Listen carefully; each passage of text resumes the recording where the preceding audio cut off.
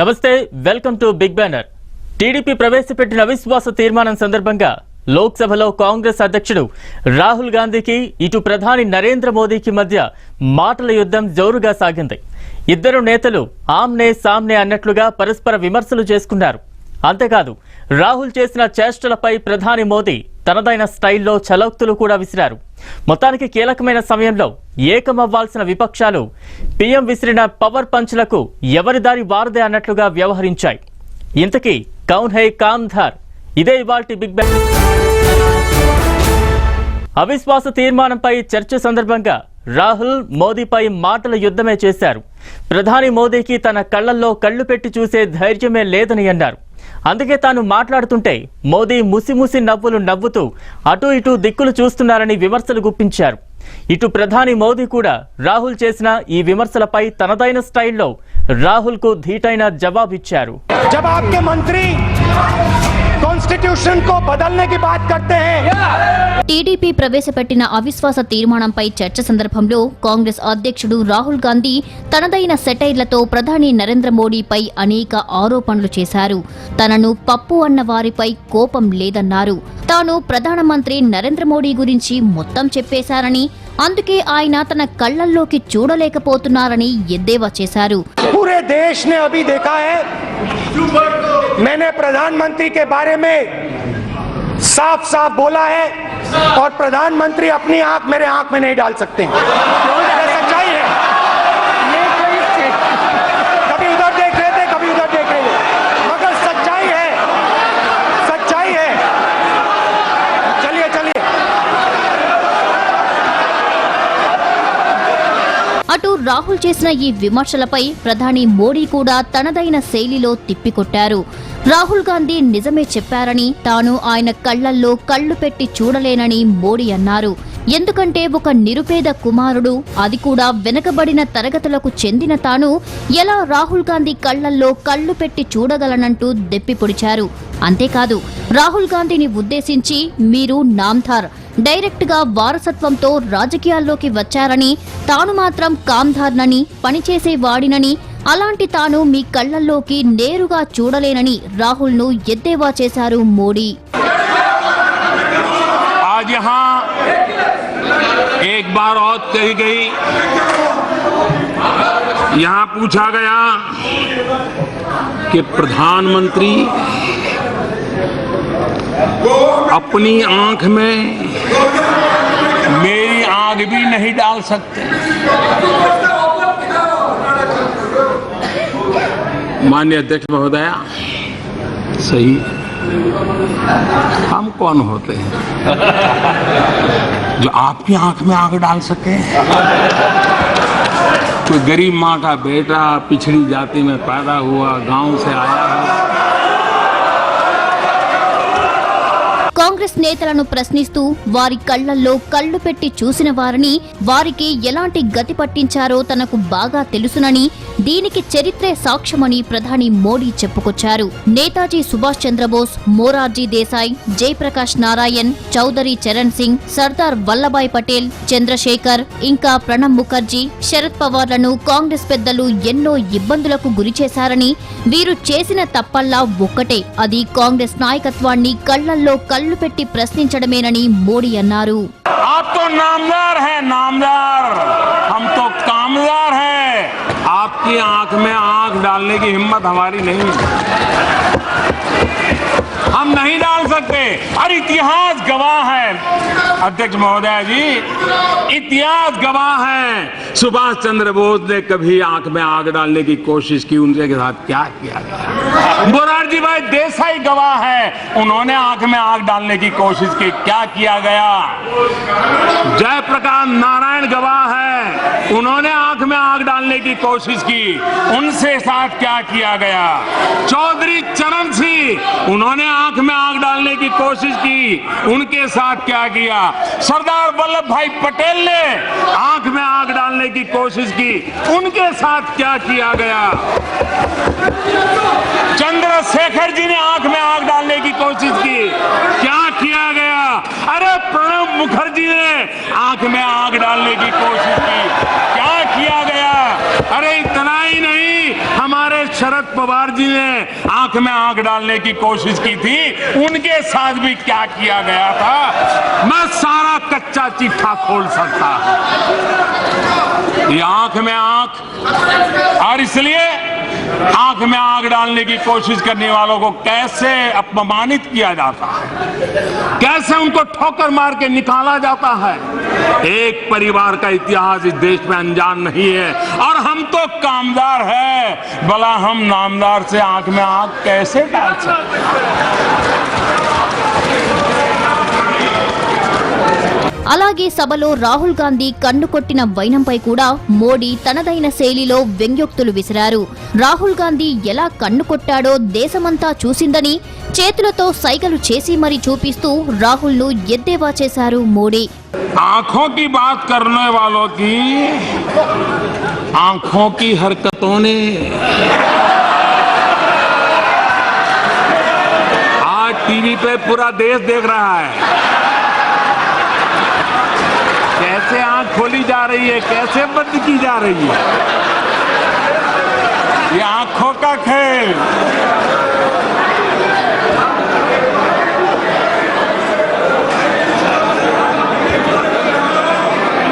माननीय अध्यक्ष महोदय जी, लेकिन आंख में आंख डाल करके आज सत्य को कुचला गया है, बार बार कुचला गया है, सत्य को बार बार रौंदा गया है।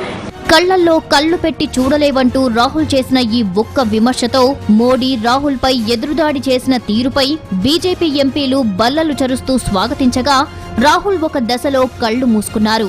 ఏం చెబుతున్నారంటూ ఆశ్చర్యం కూడా వ్యక్తం చేశారు. అవిశ్వాసంపై చర్చ సందర్భంగా బ్లాక్ మనీతో పాటు చైనా అధ్యక్షుడితో స్నేహ సంబంధాలు, అలాగే డోక్లాం అంశాన్ని రాహుల్ ప్రస్తావించారు. ఇంకా రాఫెల్ యుద్ధ విమానాల కొనుగోలు ఒప్పందంలోనూ అవినీతి జరిగిందని రాహుల్ చేసిన ఆరోపణలపై ప్రధాని మోదీ ధీటుగా బదులిచ్చారు. సున్నితమైన విషయాలపై పిల్లాడిలా మాట్లాడొద్దు అంటూ హితవు పలికారు.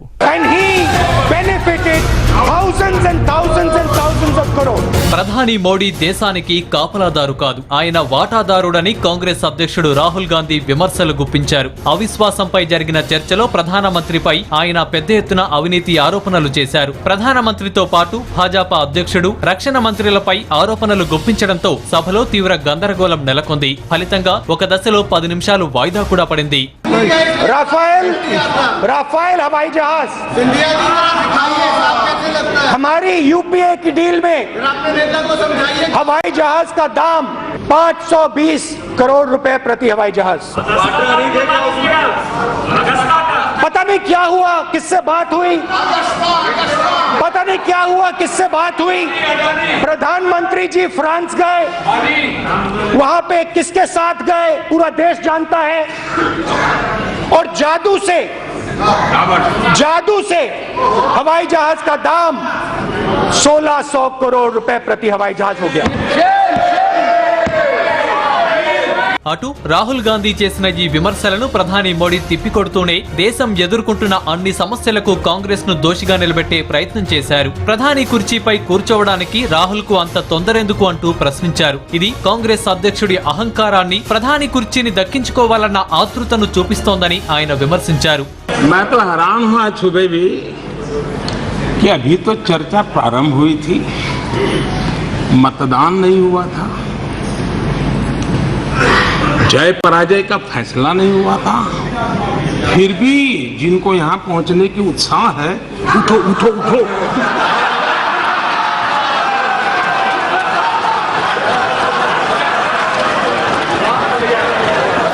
తమ ప్రభుత్వం అధికారంలోకి వచ్చిన మొదటి రోజు నుంచే బ్లాక్ మనీకి వ్యతిరేకంగా చర్యలు తీసుకోవడం ప్రారంభించిందని ప్రధాని మోడీ సభలో చెప్పుకొచ్చారు. తమ ప్రభుత్వం తీసుకుంటున్న చర్యలు కొంతమందికి మింగుడు పడటం లేదన్నారు. ప్రభుత్వ రంగ వ్యవస్థలను ప్రక్షాళన చేసి టెక్నాలజీతో అనుసంధానం చేశామని, దాంతో ప్రభుత్వానికి 90,000 కోట్ల రూపాయలు ఆదా చేశామన్నారు. అలాగే 2.5 లక్షలకు పైగా సూట్ కేస్ కంపెనీలను మూసివేయించామన్నారు. ఇంకా మరో 2 లక్షల కంపెనీల ఆర్థిక కార్యకలాపాలపై నిఘా పెట్టామని మోడీ చెప్పారు.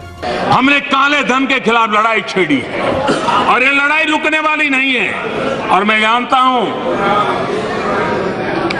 इसके कारण कैसे कैसे लोगों को परेशानी हो रही है, वो गांव अभी भी उनके भर नहीं रहे हैं। ये तो आपके व्यवहार से हमें पता चलता है।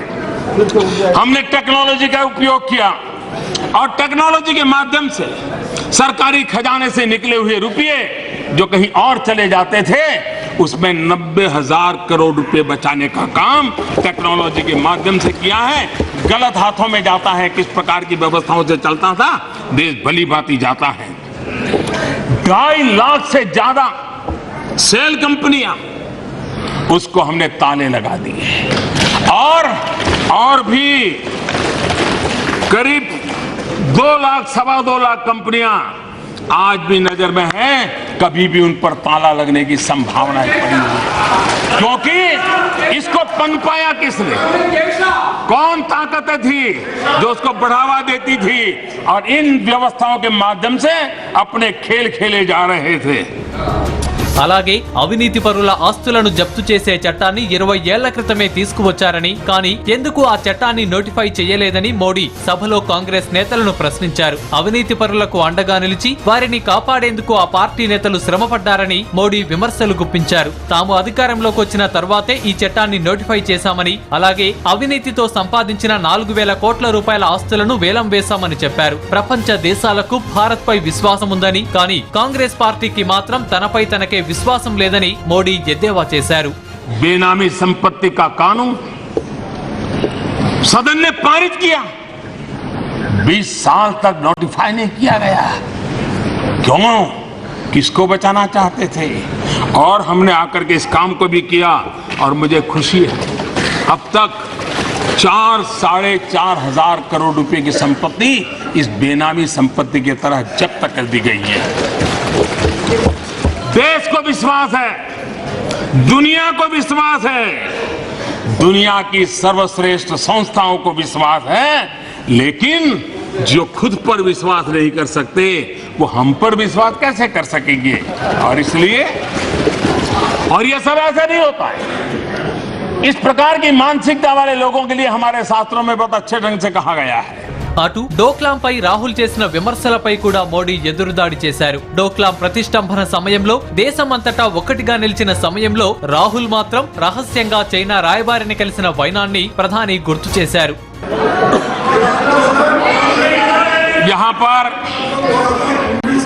यहाँ पर डोकलाम की चर्चा की गई।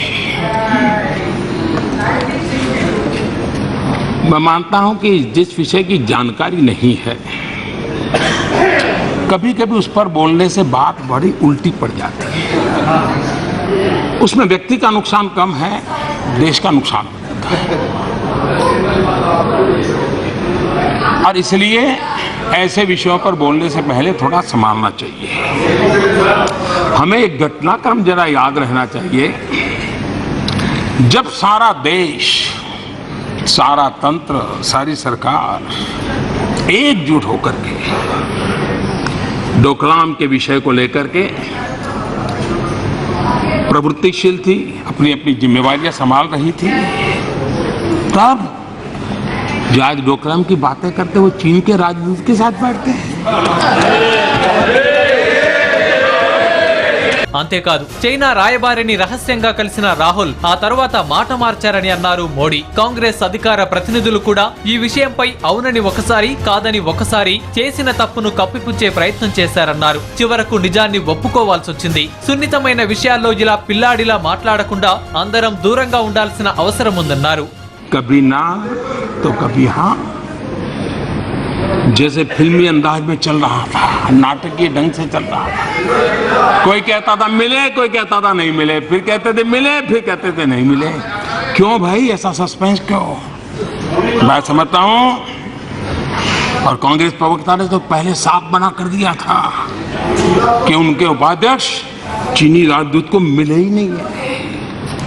इस बीच एक प्रेस विज्ञप्ति भी आ गई और फिर कांग्रेस ने मानने के लिए मजबूर होना पड़ा, हाँ मुलाकात तो हुई थी। क्या देश के विषयों कोई गंभीरता नहीं होती क्या? क्या हर जगह पे बचकाना हरकत करते रहेंगे क्या? यहां पर అలాగే రాహుల్ రాఫెల్ డీల్ పై చేసిన ఆరోపణలపై కూడా ప్రధాని మోడీ ఆగ్రహం వ్యక్తం చేశారు. సభలో చేసిన ఈ ఆరోపణలపై అటు ఫ్రాన్స్ ఇటు భారత్ వివరణ ఇవ్వాల్సి వస్తోందని అన్నారు. ఈ ఒప్పందం కంపెనీల మధ్య జరగలేదని, రెండు దేశాల మధ్య జరిగిందని, ఈ విషయాన్ని రాహుల్ గుర్తుపెట్టుకోవాలని అన్నారు మోడీ. राफेल विवाद को छेड़ा गया,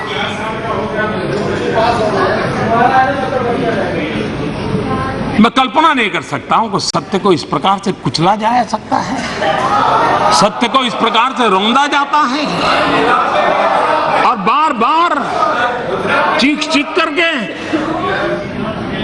देश को गुमराह करने का काम, और इन्हीं विषयों पर, देश की सुरक्षा से जुड़े हुए विषयों पर ही इस प्रकार से खेल खेले जाते हैं. ये देश कभी माफ नहीं करेगा. ये कितना दुखद है कि इस सदन में लगाए गए आरोप पर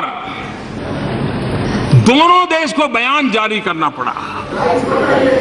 मैं समझता हूं और दोनों देश को खंडन करना पड़े.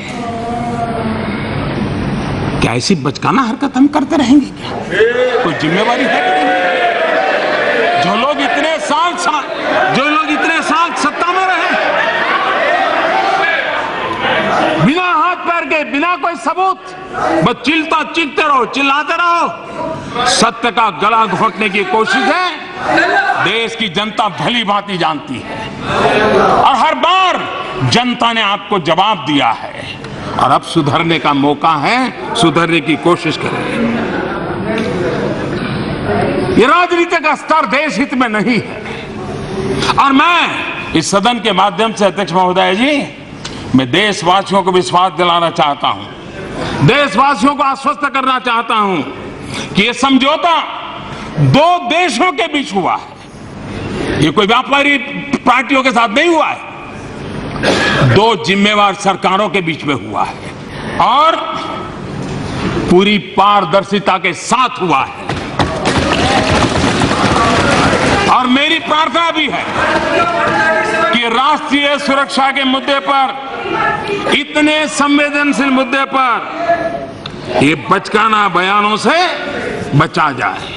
ये मेरा आग्रह है, और नामदार के आग्रह मैं प्रार्थना ही कर सकता हूं, क्योंकि हमने देखा है एक ऐसी मानक प्रवृत्ति बन चुकी है कि देश के सेनाध्यक्ष को किस भाषा प्रयोग किया गया. అటు భారత ఆర్మీ చీఫ్ పై కూడా కాంగ్రెస్ నేతలు చేసిన ఆరోపణలను ప్రధాని మోడీ సభలో ఖండించారు. దేశం కోసం ప్రాణాలర్పించే సైనికుల త్యాగాలను అవహేళన చేసేలా రాహుల్ తో పాటు కాంగ్రెస్ నేతలు మాట్లాడారని అన్నారు. తనపై కోపం ఉంటే తనను నిందించాలని, దేశం కోసం అహర్నిశలు కాపలా కాసే సైనికులను నిందించడం ఇకనైనా కాంగ్రెస్ నేతలు మానుకోవాలని మోడీ హితవు పలికారు. क्या कभी होता है? क्या देश के सेनाध्यक्ष के लिए इस प्रकार की भाषा का प्रयोग किया जाएगा? आज भी हिंदुस्तान के हर सिपाही जो सीमा पर होगा, जो निवृत्त होगा, आज उसको इतनी गहरी चोट पहुंची होगी जिसकी सदन में बैठ करके हम कल्पना नहीं कर सकते. जो देश के लिए मर मिटने के लिए निकले हैं, जो देश की भलाई के लिए काम करते हैं, उस सेना के जवानों की पराक्रम को, उन पराक्रमों को स्वीकारने का आपको सामर्थ्य नहीं होगा. लेकिन आप सर्जिकल स्ट्राइक को जुमला स्ट्राइक बोले, आप सर्जिकल स्ट्राइक को जुमला स्ट्राइक बोले, यह देश कभी माफ नहीं करेगा. आपको गालियां देनी है तो मोदी मौजूद है, आपकी सारी गालियां सुनने के लिए तैयार है, लेकिन देश के जवान जो मर मिटने के लिए निकले हैं, उनको गालियां देना बंद कीजिए. నల్లధనం, డోక్లాం, దేశ భద్రత, రాఫెల్ ఒప్పందంపై మోడీ ధీటుగా స్పందించడంతో ఒక దశలో రాహుల్ తో పాటు కాంగ్రెస్ ఎంపీలు మౌనం వహించారు. అటు సర్జికల్ స్ట్రైక్స్ ను కాంగ్రెస్ అధ్యక్షుడు జుమ్లా స్ట్రైక్స్ గా పేర్కొనడాన్ని ప్రధాని మోదీ తప్పుపట్టారు. ఇది భారత సైనికులను అవమానించడమేనన్నారు. అలాగే కాంగ్రెస్ నేతల మాదిరిగా తాను సౌదాగర్, టేకేదార్ను మాత్రం కాదని తెలిపారు మోదీ. దేశానికి ఎవరు అసలైన చౌకీదారు అనే అంశంపై కూడా ఇటు మోడీ అటు రాహుల్ మధ్య మాటల యుద్ధం నడిచింది. మొదట రాహుల్ చేసిన విమర్శలకు ఆ తర్వాత మోడీ కూడా అదే స్థాయిలో ధీటుగా బదులిచ్చారు. కాంగ్రెస్ నేతలే గుత్తేదారులు అంటూ ఎదురుదాడి చేశారు. मैं प्रधानमंत्री नहीं हूं, मैं देश का चौकीदार हूं। मगर जब अमित शाह के पुत्र जय शाह 50 जब प्रधानमंत्री के मित्र के पुत्र जब प्रधानमंत्री के मित्र का पुत्र 16,000 बार अपनी आमदनी को बढ़ाता है 3 महीने में, तो प्रधानमंत्री के मुंह से एक शब्द नहीं निकलता है। हम चौकीदार भी हैं, हम भागीदार भी हैं, लेकिन हम आपकी तरह सौदागर नहीं है, ठेकेदार नहीं। न हम सौदागर हैं, न हम ठेकेदार हैं, हम भागीदार हैं। देश के गरीबों के दुख के भागीदार हैं, हम देश के किसानों की पीड़ा के भागीदार हैं, हम भागीदार हैं देश के नौजवानों के सपनों के भागीदार हैं, हम भागीदार हैं देश के उन 115 जिले जो आकांक्षी जिले हैं उनके विकास के सपनों के भागीदार हैं। हम देश को विकास की नई राह पर ले जाने वाले मेहनत कश मजदूरों के भागीदार हैं। हम भागीदार हैं और हम भागीदार रहेंगे। उनके दुख को बांटना ये हमारी भागीदारी जिम्मेवारी है, हम निभाएंगे। हम ठेकेदार नहीं है, हम सौदागर नहीं है, हम चौकीदार भी है, हम भागीदार भी है। हमें गर्व है इस बात का।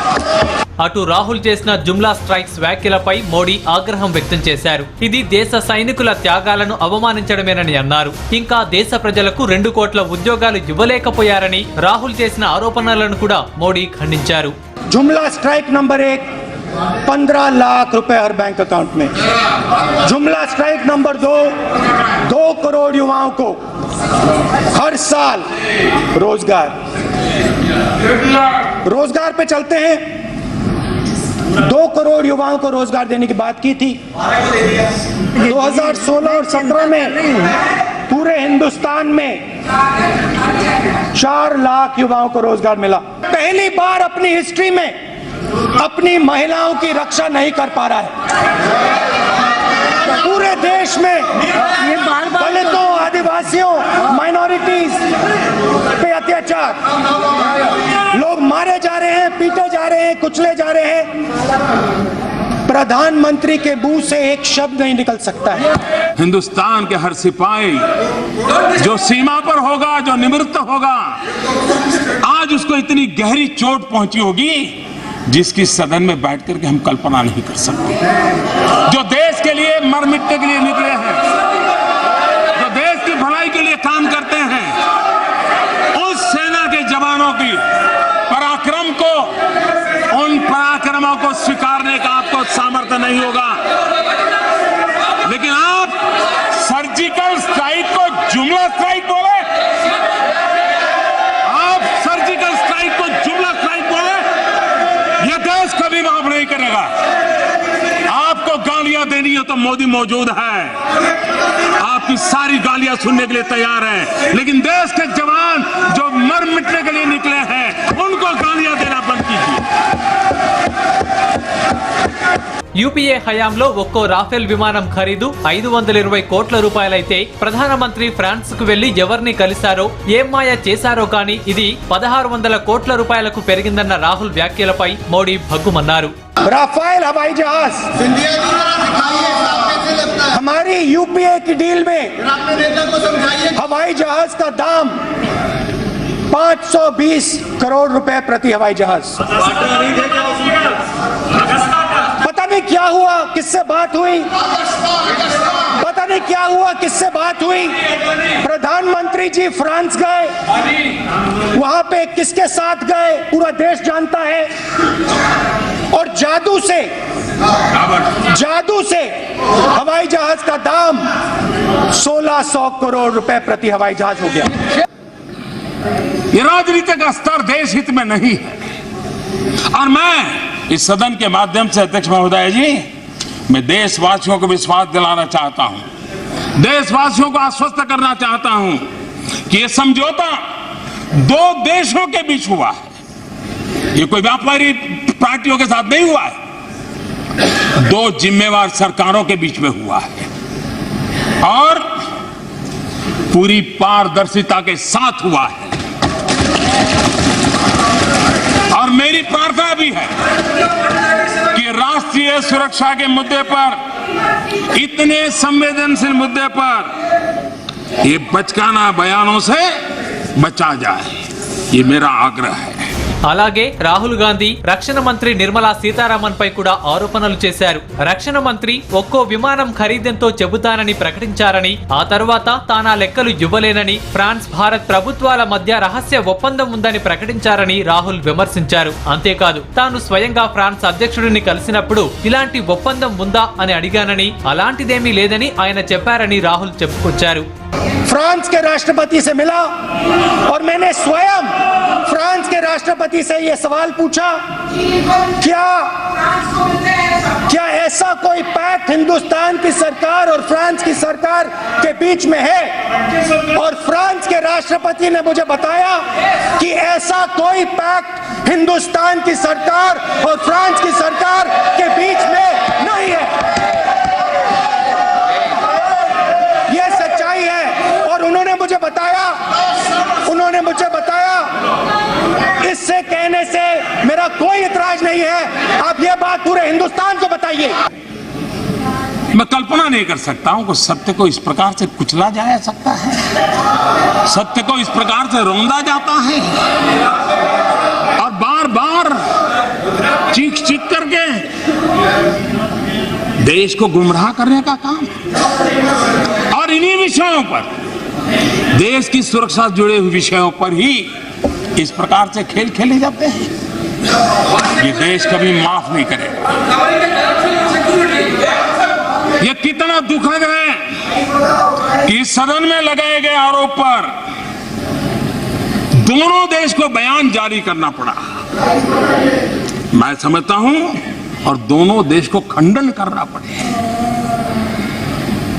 क्या ऐसी बचकाना हरकत हम करते रहेंगे? क्या कोई जिम्मेवारी है? जो लोग इतने साल सत्ता में रहे।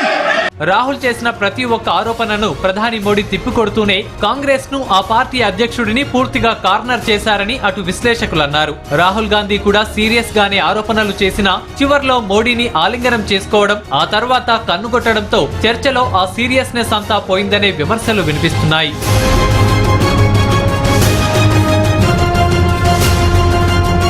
ఇదే ఇవాల్టి బిగ్ బ్యానర్. మరో ముఖ్యమైన అంశంతో మళ్ళీ కలుద్దాం. చూస్తూనే ఉండండి భారత్ టుడే, దేశం కోసం ధర్మం కోసం.